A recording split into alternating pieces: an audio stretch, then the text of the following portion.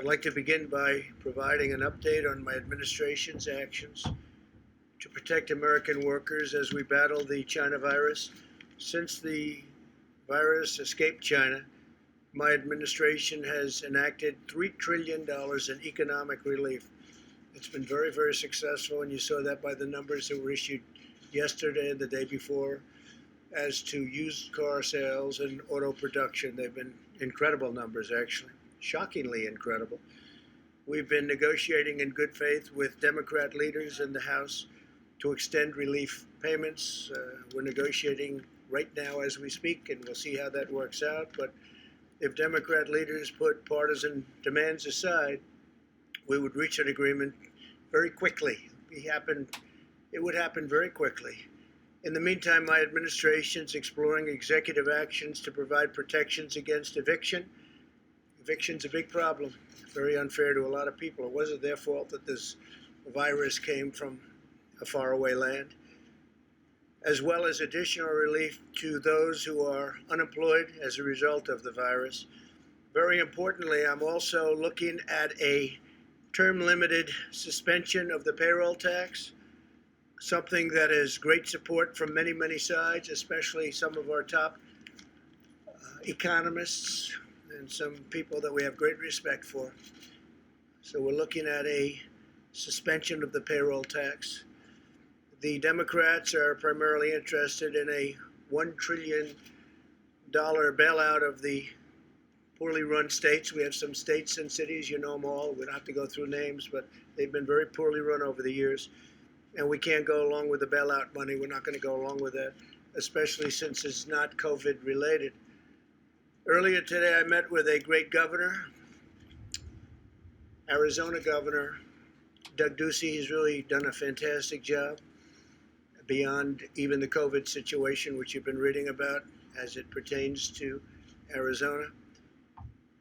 A state that is a model for applying a science-based approach to the decreasing cases and hospitalizations without implementing a punishing lockdown. Arizona's record in reducing the spread of the virus while maintaining hospital capacity and allowing society to continue functioning and functioning very nicely, very successfully, is an example that shows how our path forward can work in other states. Arizona has a record, and a record really to be proud of.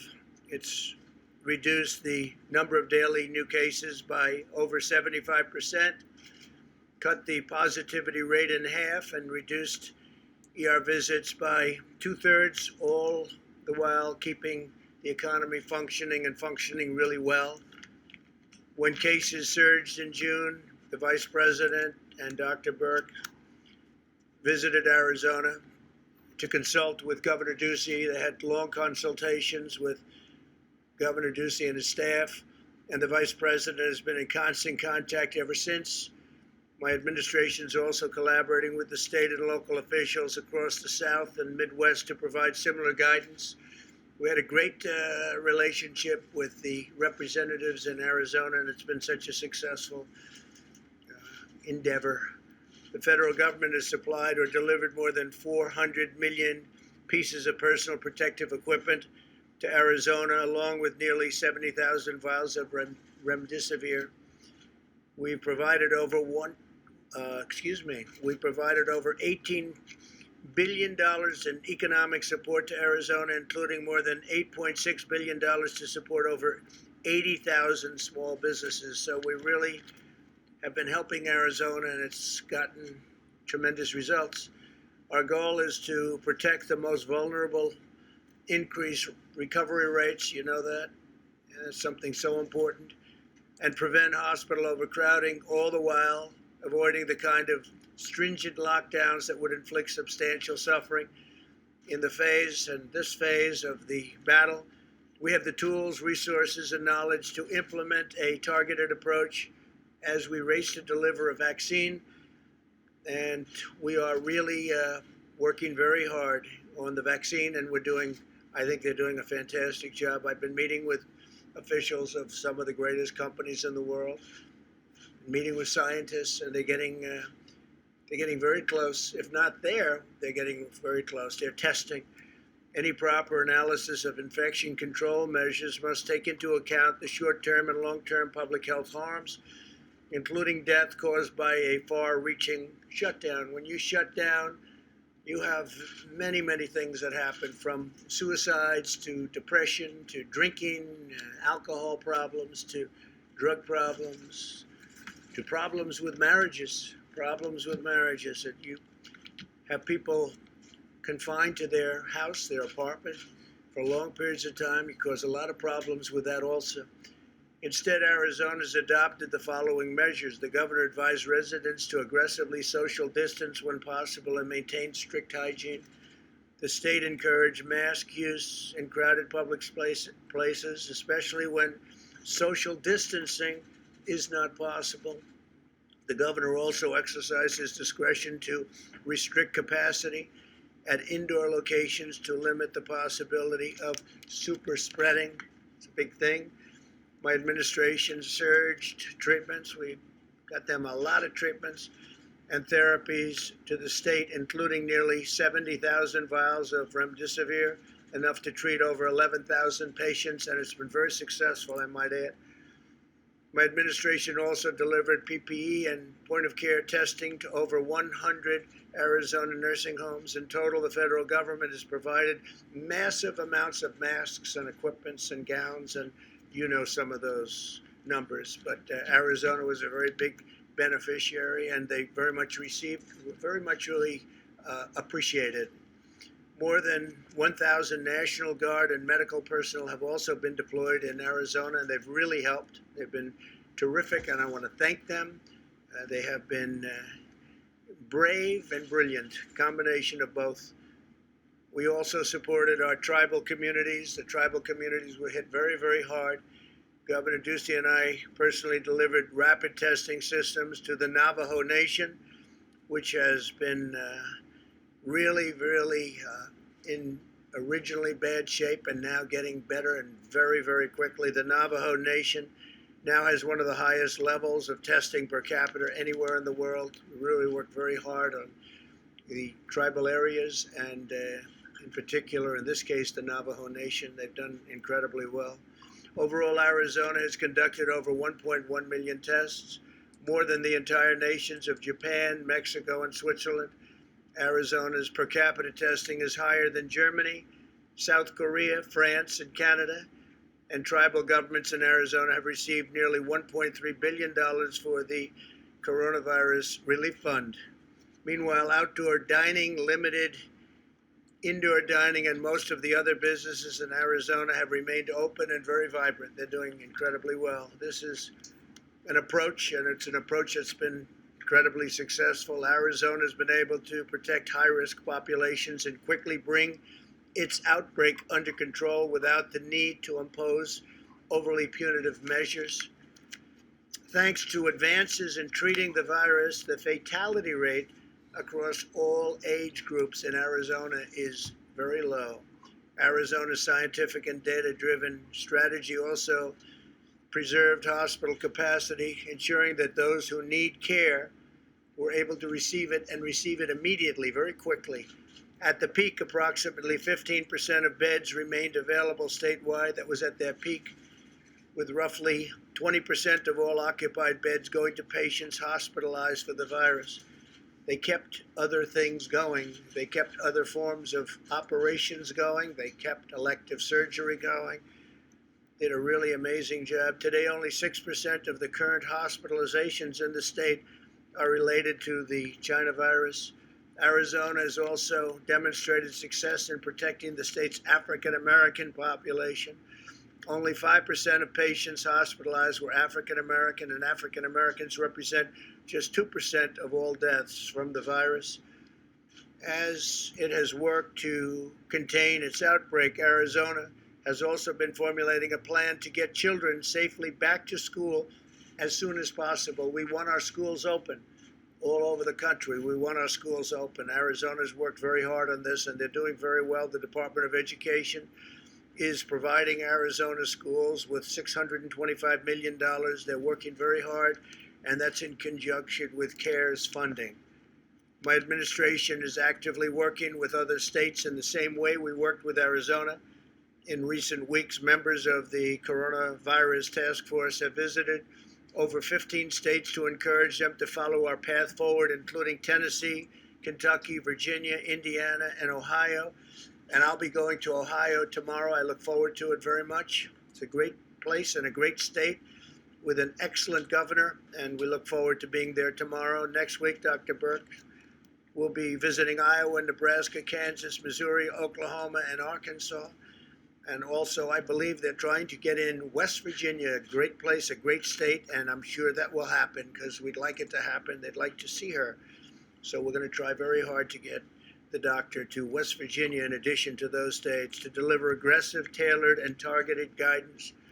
The strategy we're taking to these states will protect those at highest risk while allowing others at a lower risk to safely resume work and school. If we do this successfully, it can be really something incredible because we're talking about a lot of states. We're talking about many, many states. It's really great to see also that Florida, we're coming down. It's coming down and pretty substantially in many locations. And even Miami is starting to come down. Miami was hit very hard. California likewise, and Texas likewise coming down and really starting to be a substantial amount of reduction. It recognizes that prolonged lockdowns impose a wide range of serious public health threats, including higher levels of suicide, drug overdoses, and other significant health harms resulting from the depression that we talked about, social isolation, economic hardship. It's been very tough for those people that are put in a lockdown position for too long. Really has been a very tough and harmful situation for many people. The fact is that these harms are not measured daily here or abroad. It makes them really a very serious threat because people don't know exactly what they are and how bad they are. But I think they're very bad. Going forward, we must continue to remain vigilant in shielding the elderly and those with underlying conditions. Approximately half of all deaths have occurred in nursing homes and long-term care facilities, which is an incredible number and statistic if you think about it. I also urge Americans to help us stop the spread of the virus, practice good hygiene, socially distance, avoid large crowds, and wear a mask where distancing is not possible. It's a patriotic thing to do. If you are sick, isolate yourself, especially from high-risk family members and friends. So important. Isolate yourself from high-risk family members and friends. If you're not feeling well, together we will defeat the virus and emerge from this safer and stronger than ever. Thanks to the robust federal action in partnership with state and local leaders, new cases of the virus are declining in 80% of the jurisdictions, which is an incredible number. And the overall test positivity rate has declined by 8% since last week. 0 states have seen outbreaks get worse since yesterday, so 0 states. We're also continuing to make progress in the development of a vaccine. This is something so important. Also, therapeutics are on the front burner.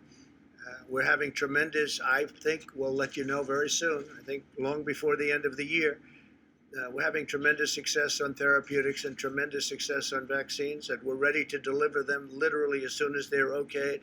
This morning, my administration approved $1 billion for Johnson & Johnson, who's been working very hard, and they have something very special to manufacture and distribute 100 million doses of a China virus vaccine as soon as one is available.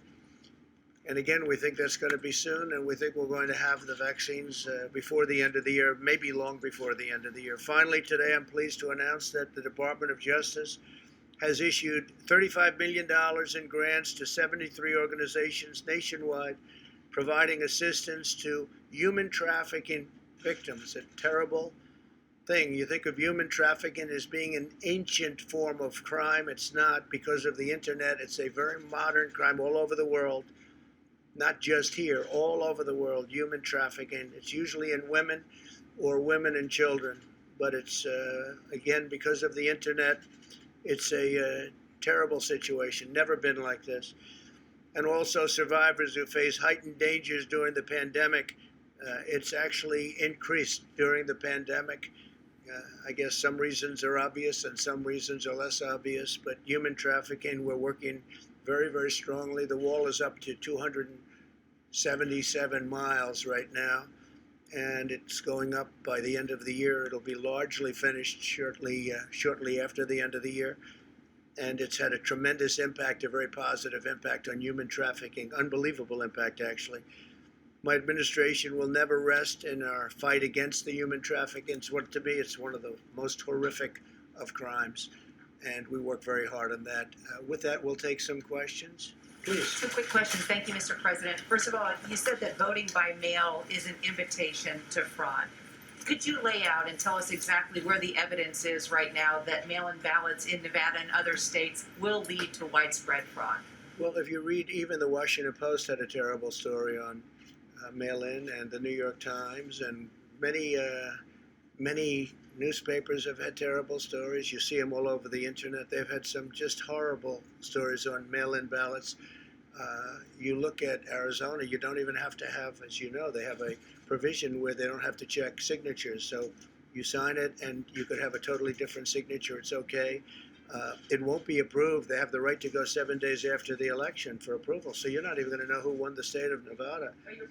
Well, I just wanted to point out we did call Nevada's Secretary of State's Office Election Division, and a spokeswoman there said that that simply isn't true, Mr. President, and that Nevada will continue to check ballot signatures against voter registration cards. It's done at the county level. Okay, but that's not what they said when they approved it. They said they're not going to check signatures. They're not going to be able to, and their machinery, which is old, doesn't allow them to. So it's going to be physically impossible for them to do that, especially in a short period of time. In addition, you have the November 3rd election, and they're allowed to count votes until 7 days after the election. So what does that mean? If Nevada, which is a big state and a great state, a state I like very much, and I think we're going to do very well there, are we going to wait a week after November 3rd if it comes down to Nevada, which it could very well? I don't think so. I don't think it's appropriate. So with all of the bundling that you're going to have, with the harvesting you're going to have, with people being sent ballots all over that have maybe nothing to do with the state anymore, it's a terrible thing. In New York, they had the Carolyn Maloney situation, and I criticized it badly over the last 2 years and 2 days. I mean, I gave it some very, very strong criticism, and all of a sudden, like a miracle, they just approved the winner. Well, what happened? Did the person that was second concede the race, even though it was very close and all mixed up? They have a terrible situation in New York with the ballots, you know that. And as soon as I said, well, I think you should have a new election, because the election, obviously, they're not going to know what to do. I think you should have a new election. They all of a sudden announced a winner. I assume it was her, but they announced a winner. Well, I don't agree with it. Did somebody speak to the person on the other side, the opponent? Did they do something for the opponent on the other side?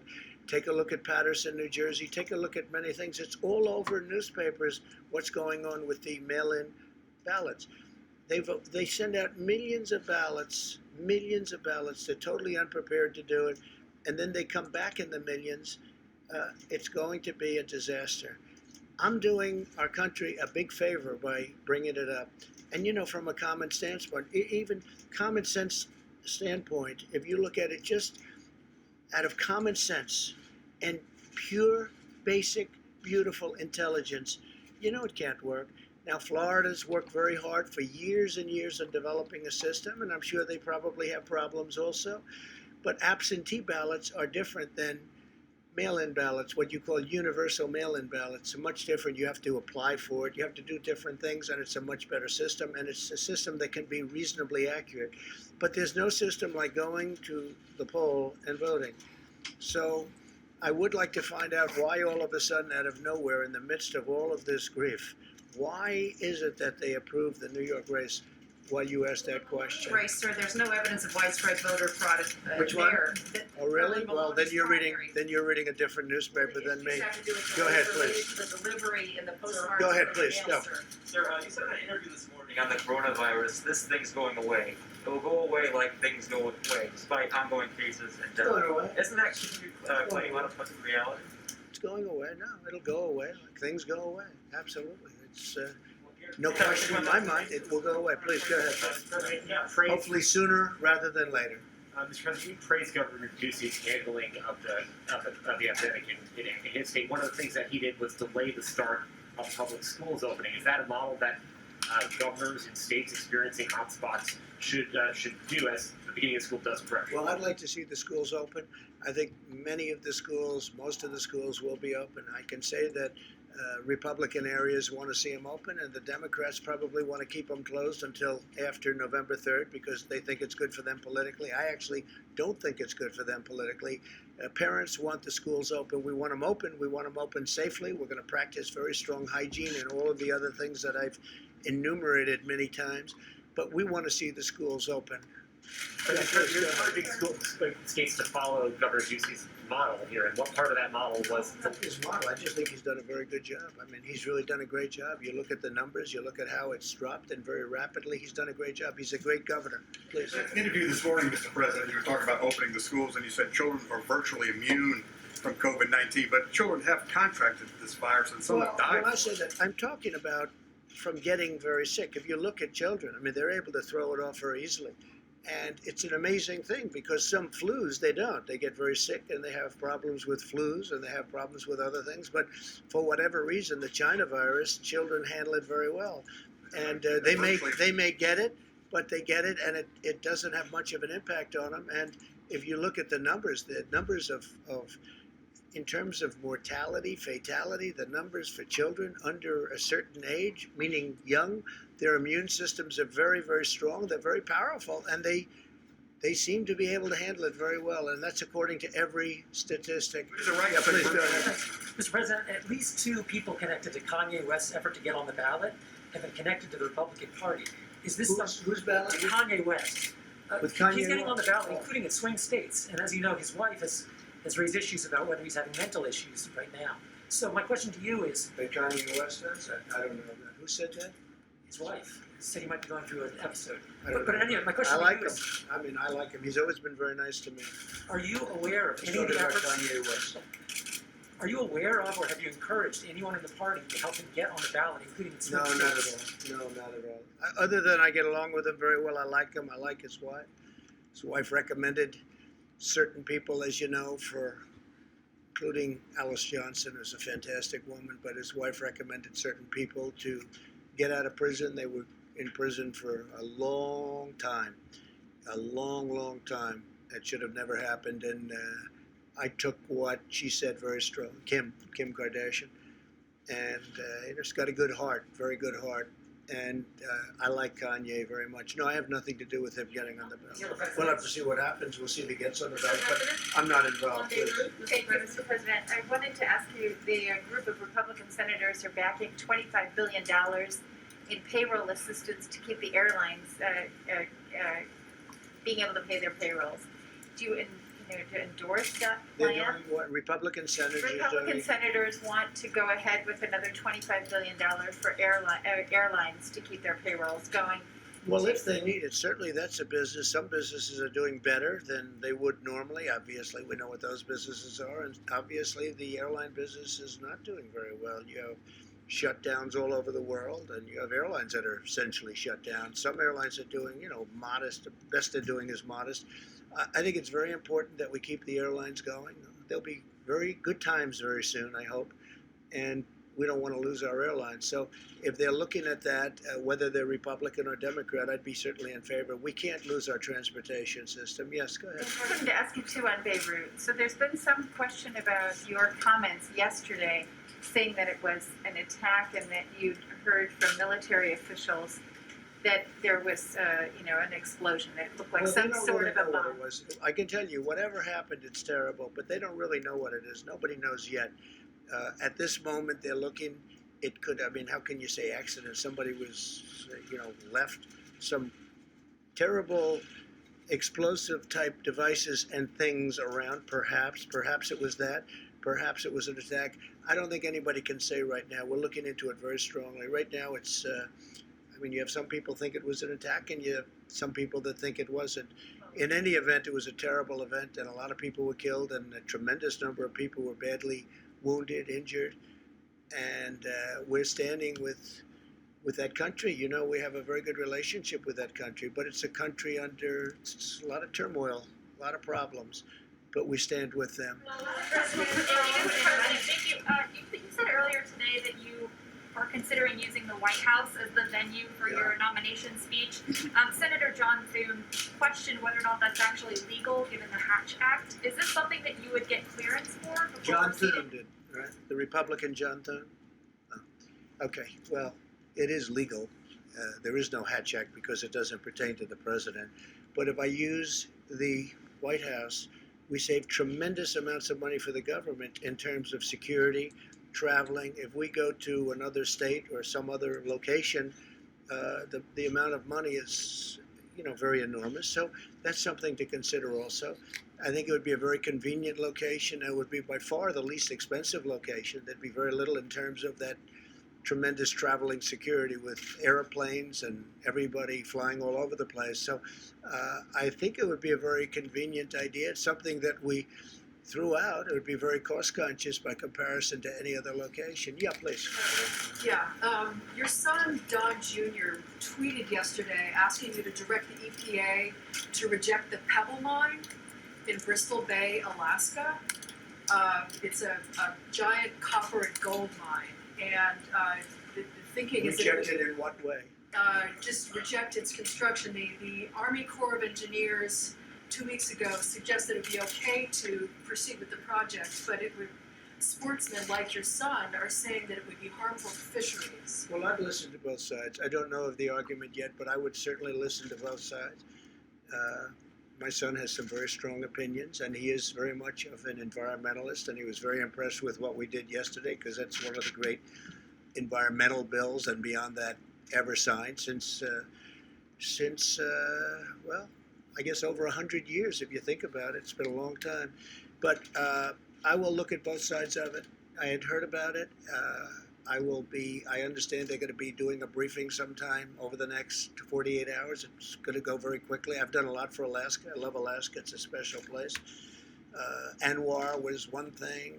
The highway, Cove Highway, or whatever the new name is, whatever the old name is. We're getting approvals for a tremendous highway that's been sought for 40 years. They've been trying to get it approved, and I'm getting it approved. We've done a lot for Alaska. It's a special place, and I'll take a look at that. It's interesting. Yeah, please go ahead. Thank you, Mr. President. Two brief questions. First, your administration has praised ambulance drivers and the ambulance service for their role in dealing with the coronavirus. And recently, there has been scuttlebutt that the ambulance associations, drivers and all, have not been fully reimbursed for the work they're doing. They said they are owed $2.89 billion, and they've only received $300 million from the Provider Relief Fund. Not 300 billion, no. Not 300 million. You mean 300 million? At the Provider Relief Fund at HHS. Are you going to look into this? I will. I just heard of it for the first time. The ambulance people have done an incredible job, as have the doctors, the nurses, the frontline workers. Law enforcement has been incredible. The military, FEMA, I mean, I could name almost every group. I can't tell you of a group that's done poorly, but the ambulance people have done it's a tough job too, very dangerous job, very tough job. I will certainly look in. I mean, you're telling me something that for the first time, nobody is complaining about not getting paid too much, but we'll take a look at the ambulance drivers. The other thing, Secretary Esper said today that based on what he had heard, the incident in Beirut he felt was an accident. Now, he's disagreed with you on other things before. Do you have any comment about his remark? Whatever if that's what he heard, I think that I've heard it both ways too. I've heard accent, I've heard, explosives, and obviously it must have been some form of explosives. But whether it was a bomb intentionally set off, it ended up being a bomb. But no, I've heard it both ways. It could have been an accident, and it could have also been something that was very offensive, and I wouldn't be very happy with that. And you have no problem And with just to that? follow up on that, Mr. President, even if you just have suspicion that the Beirut explosion is a bomb, do you have any plans of pertaining to U.S. assets in the region, for example? I mean, how are you looking into this? We're working very closely with the government, and we're working very closely with many different agencies, including the military, and we'll be able to figure it out. We already probably have figured it out. Thank you very much, everybody. Mr. Carlo,